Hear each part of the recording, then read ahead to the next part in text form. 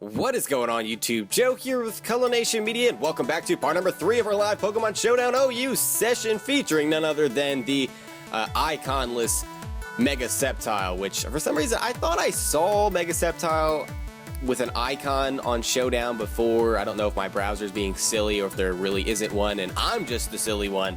Who knows? Anyway, put in a lot of work so far. Well, really just in the last part. It didn't do anything in part number 1. We didn't even get it on the battlefield.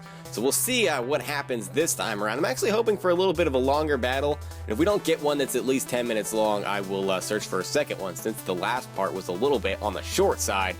Anyway, as we're getting started today, just a friendly reminder in case you guys haven't done so already and you would care to show your support to the channel and the series, you can do so by leaving your thoughts in the comment section below, leaving your suggestions or constructive criticism, whatever you would like to do, or you can just click that thumbs up button right below this video. It helps out when you guys do that as well.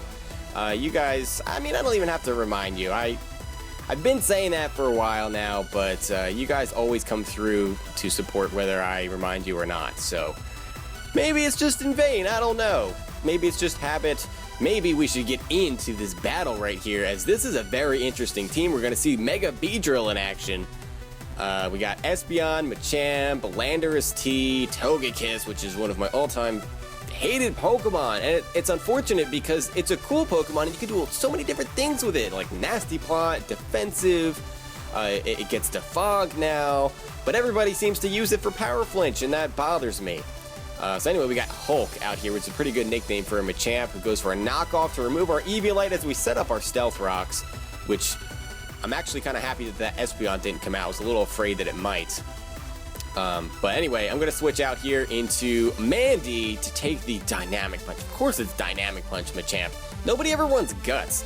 Have to run this nonsense 100% confusion stuff that I really have a problem with. Apparently I complain about it entirely too much, as he goes with a knockoff, and we've whittled this thing down quite a bit because of the Rocky Helmet, and that foul play did 33% despite being resisted hit, so that's pretty cool.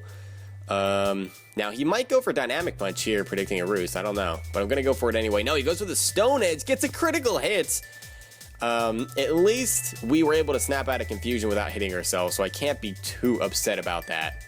Now he's going to go for the Dynamic Punch, predicting another Roost. Yep, there it is, and I'm not confused. So maybe it wasn't prediction at all, he just wants me to be confused. I don't understand what the fascination is with confusion. Why do people use Dynamic Punch and Confuse Ray and Swagger? Like, does that make you feel skilled because you can win coin flips? That's a legitimate question. I'm not trying to make it sound derogatory or anything. Some people think it's a legitimate strategy, and it does work. So I guess you can make an argument for that. Not saying that everyone who uses it is stupid, I just get annoyed by it. Everybody gets annoyed by certain tactics, I guess. Doesn't mean you have to complain about them like I do, but hey, that's just what it is. Alright, so taunting this Togekiss turned out to be a very good idea, because he was going to go for Defog, and we don't like that. Unfortunately, he did flinch us afterwards with that Air Slash, but we are able to get a Roost off. This is a speed tie, as you can tell. I was really confused there for a second because we've kind of been trading who's going first. And the Toxic misses. The Toxic missed. I really needed that to hit, unless you just have Heal Bell. And Mandy's going to go down as I taunted to try to prevent another. That did not work. Perhaps I played that badly. I really needed that Toxic to hit. Actually, we won a majority of the speed ties there, so I probably shouldn't be too mad at all. But we're going to come in and go for an Ice Beam here. That does 61%. I'm guessing that's specially defensive? Maybe? Or Togekiss is just that bulky? We know it's not Assault Vest because it has non-attacking moves. Out comes Rotom Oven, which isn't really an oven. Was that a critical hit? No, he just took that much for other Stealth Rocks too. I was like, that's a lot from an Ice Beam. I'll go for Spikes here. I was predicting a T-Bolt, but he opts to go for the Pain Split instead. I think he predicted a switch. Didn't really get that much HP back out of it. He's probably going to go for Will-O-Wisp here, I would guess. Either way, Eric is a fairly good switch here because we resist the stab. I don't mind getting burned. We also have the Aromatherapy.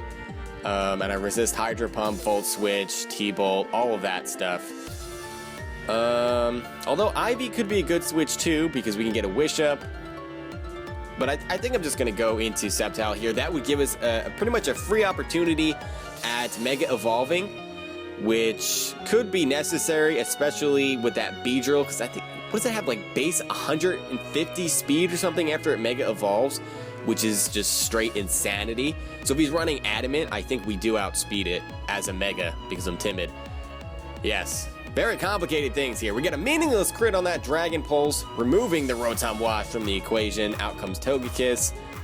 I want to say that Leaf Storm will kill from there. I want to say that. I'm not too confident, but we'll go for it. And it misses! Another 90% accuracy move missing. And with the lefties, and he gets the Fog off too. With the lefties, I don't know if Leaf Storm will kill. We gotta try. Nope, he survives with 3%. He's gonna roost here. There we go.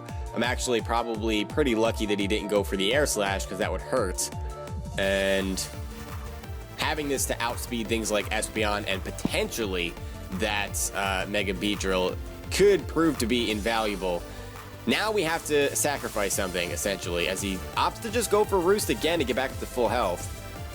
But going for Ice Beam is going to cost us Cam. It does 54%, not nearly enough. He opts to go for the T-Wave. So T-Wave, Roost, Defog, Air Slash is the moveset.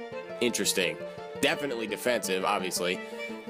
And by defensive, I mean specially defensive. I don't know if I clarified that. I probably did.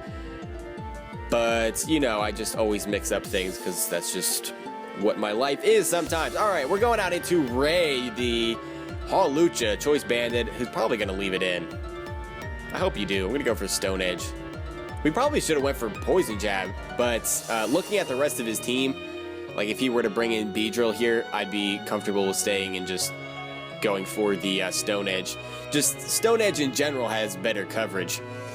Although it did have a chance to miss, so maybe that wasn't the smartest idea on my part with all of the moves that I've been missing so far. Out comes Ebola, which is a terrible nickname for a Landorus. Sorry, it just is. That does absolutely nothing to Nightwing here, who apparently gained shiny status somewhere between episodes. Was he shiny in the last episode? I don't remember when I added that on there. He looks shiny. I must have hit the shiny button. I don't know.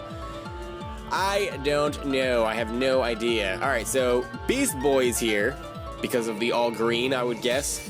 And we're going to go into Ivy, as this turns out to be a setup Espeon with Calm Mind.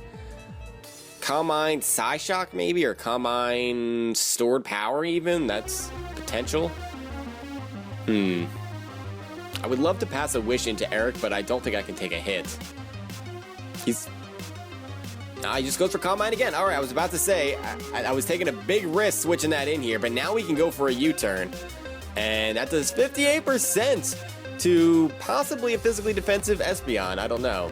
Most Pokemon that are running Calm Mind Sense run physically defensive. That's just what it is. As he goes for the Stored Power, poor Eric is sacrificed, so maybe that wasn't the best thing to do. But having Gligar is also great because it's the only thing I have that can switch in somewhat safely in that into that Beedrill, which is going to be a problem.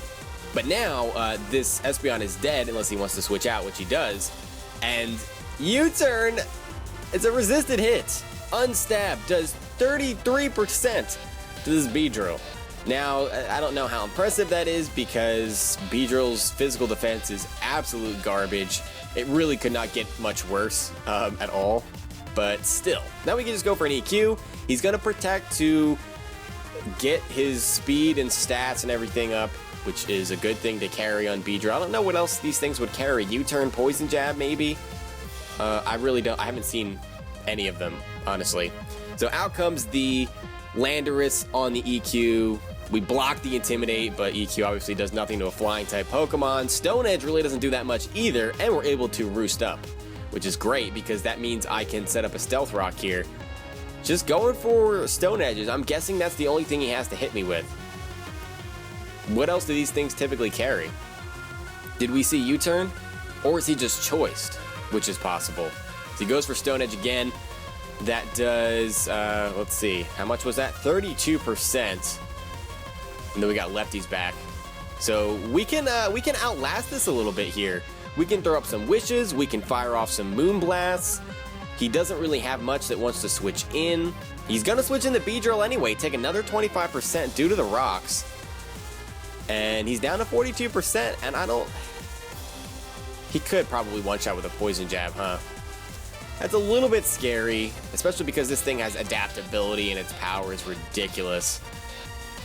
I could scout to see what he's going to do, but it's not like I'm scouting for a choice item, so I don't know how useful that would be. Our best play here probably is to just switch into Nightwing, so that's what I'm going to do. He opts to go for the poison jab, and he gets the poison, which is unfortunate. Hopefully we can fire off an aromatherapy at some point, but I think we have to roost here. I'm not afraid of this thing killing me. He goes for the protect, which that really could not have gone any better, because we get up to 74%.